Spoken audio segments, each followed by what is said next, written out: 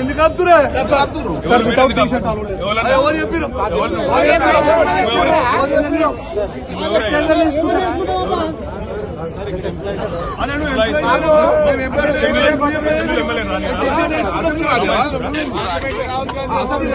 Rahul Gandhi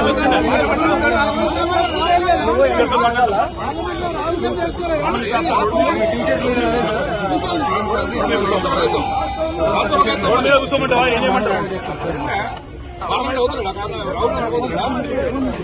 road మీద ఆపుతారు మీరు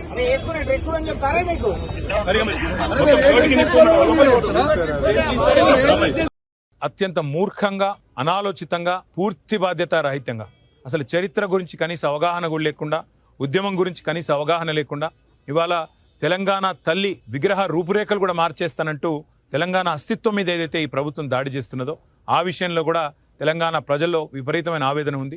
వారి ఆవేదనకు కూడా గొంతుగా బీఆర్ఎస్ పార్టీ నిలుస్తుంది. తప్పకుండా రాష్ట్ర ప్రభుత్వం చేస్తున్న ఈ దుర్మార్గమైన పనిని కూడా మేము శాసనసభలో శాసన మండలిలో నిలదీస్తాం.